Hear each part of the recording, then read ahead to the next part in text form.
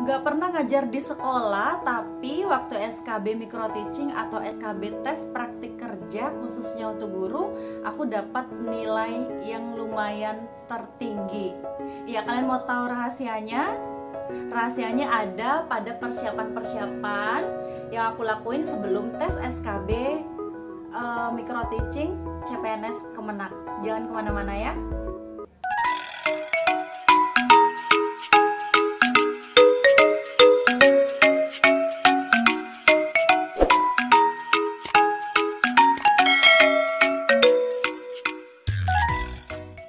Buat kalian yang sudah punya serdik atau sertifikat pendidik, itu kalian sudah aman ya teman-teman di SKB micro teaching ini atau tes praktik kerja khusus guru. Ya kalau aku sendiri sih serdik aku nggak punya. Jangankan punya serdik, ngajar di sekolah aja aku nggak pernah. Ya karena aku sehari-harinya aku cuma pengajar bimbel. Aku ngajar bahasa Indonesia untuk SMP dan SMA, dan juga aku juga ngajar TPA, itu khusus untuk anak-anak SMA yang mau masuk ke perguruan tinggi. Awal pas aku tahu bakal ada tes SKB micro teaching di tahun 2018 ini, aku bingung banget. Kenapa? Iya karena aku biasanya di bimbel itu kan ngajarnya masih pakai KTSP ya, KTSP. Kalau tidak selingkuh poligami. Oh bukan ya, kurikulum tingkat satuan pendidikan. Ya sementara kurikulum yang kekinian yang pada saat itu masih in banget ya, dan sekarang juga masih dipakai, itu adalah kurikulum 2013. Memang kalau di sekolah itu memang pakai kurikulum 2013, tapi kalau di bimbel itu pakai KTSP. Guru masih menjelaskan secara detail apa yang siswa itu nggak paham di sekolah. Nah karena pada saat tes SKB besok aku mikir dong, aku pasti harus micro teachingnya harus pakai kurikulum 2013 supaya nggak ketinggalan zaman ya, dan supaya juga kita mengikuti perkembangan. Tapi karena aku belum pernah sekalipun mengajar pakai kurikulum 2013, ya akhirnya mau nggak mau aku pun harus memutar kepala. Kebingungan aku ini tetap harus membuat aku berpikir gimana caranya aku bisa tampil maksimal nantinya pada saat SKB micro teaching. Meskipun pada saat itu Desember 2018 itu kondisinya aku sedang hamil besar, hamil 9 bulan, dan itu mendekati masa-masa HPL. Jujur waktu itu aku memang ketakutan banget ya bakal berojol di lokasi tes. Tapi aku selalu menyugesti diri aku ajak ngobrol anak bayinya supaya bisa bantu doain aku dari dalam. Oke teman-teman, mau nggak mau aku harus melakukan persiapan yang matang karena aku pengen tampil maksimal di depan tim penilai nantinya. Nah jadi buat kalian yang mau nantinya tes SKB micro teaching atau praktik kerja khususnya guru, kalian juga harus melakukan persiapan yang matang ya, seperti yang aku lakukan berikut ini. Oke, yang pertama aku lakuin itu adalah survei materi. Ya, karena pada saat kita tes SKB micro teaching ini kan kita bebas ya mau milih materi, mau ambil yang setara SMP atau SMA ya. Jadi karena aku tuh pengennya kalau lulus ya aku pengennya ngajar di SMA atau yang setara SMA yaitu MAN ya, makanya aku cari-cari materi dulu yang khusus untuk kelas 12. Akhirnya aku berselancarlah ke dunia maya. Aku download buku siswa kelas 12 itu aku lupa ya lamannya ya, tapi kayaknya di laman Kemendikbud ya, buku siswa kelas 12, sampai akhirnya aku nemuin materi yang cocok banget di aku, yaitu surat lamaran pekerjaan. Materi ini terbilang sederhana ya menurut aku ya, meskipun ya faktanya aku lulus PNS dan aku mengajar di MTS. Oke, yang kedua adalah aku minta RPP ke teman aku yang ngajar di sekolah ya, karena aku kan nggak punya RPP lengkap nih. Jadi aku menghubungi teman aku zaman kuliah dulu, dan alhamdulillah banget ada teman yang baik banget. Makasih banget ya Dede Nur Hikmah, kamu penyelamat aku. Aku minta satu RPP satu materi aja, nggak tahu ya dikasih bonus, dikasih 3 kelas ya. Aku doain aja temanku ini supaya dia panjang umur, sehat walafiat, dimudahkan rezekinya ya.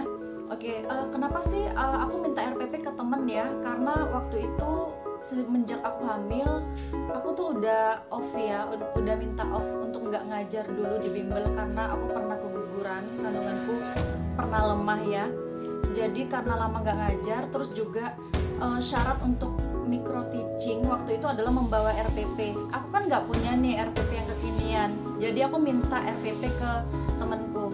Nah, buat kalian nanti yang mau SKB micro teaching atau SKB tes praktik kerja khusus guru, aku saranin kalian bawa RPP yang kekinian ya, yaitu berarti sekarang ini RPP yang sudah 1 lembar supaya kita nggak terkesan kudet atau ketinggalan zaman.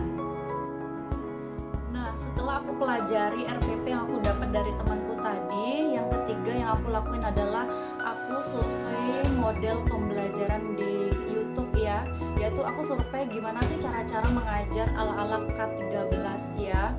Ya, aku memang belajar otodidak semuanya itu dari YouTube. Soalnya aku nggak pernah sekalipun mengajar ala-ala K13 ya. Jadi semuanya memang aku pelajari detail dari banyak model pembelajaran. Akhirnya aku ambil model pembelajaran Discovery Learning.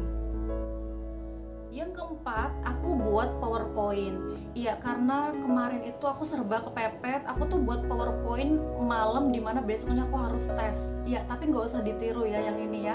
Kalau bisa itu kalian persiapkan itu dari sekarang PowerPointnya.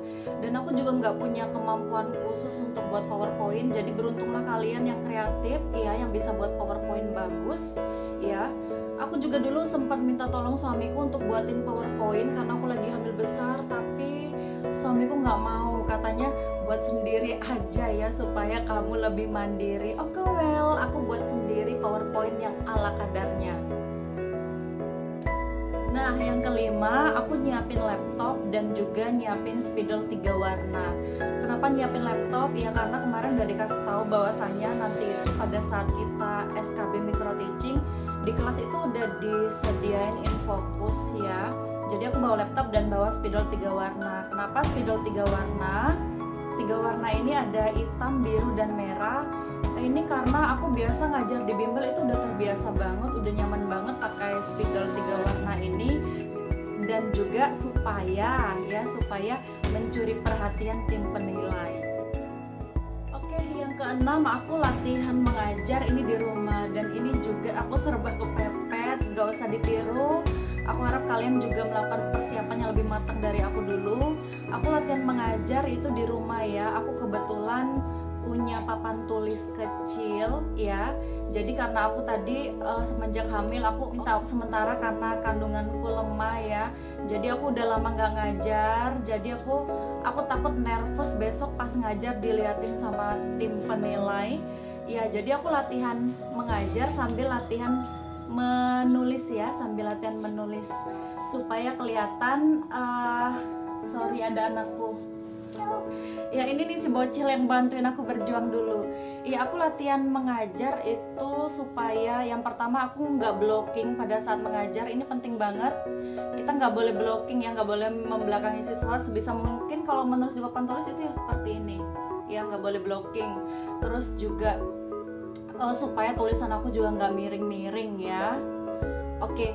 Teman-teman, dari persiapan matang yang sudah aku buat tadi ini, alhamdulillah banget, ini sangat membantu ya, membantu banget pada saat aku tes ya. Oke teman-teman, sekian dulu cerita-cerita dari aku, berbagi pengalaman tentang persiapan-persiapan yang aku lakuin menjelang SKB micro teaching ataupun SKB praktik kerja khusus untuk guru. Ya, buat kalian yang mau ikut SKB micro teaching, aku doain semoga semuanya lancar ya.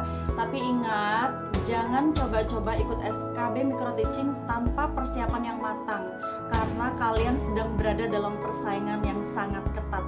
Oke, saya Rini Febriani Hauri, sampai jumpa lagi ya. Nanti aku bakal buat pengalaman aku pada saat SKB praktik kerja atau micro teaching ya. Ya, kalau sekarang persiapannya, besok aku ceritain tentang pengalaman aku pada saat aku tes SKB micro teaching.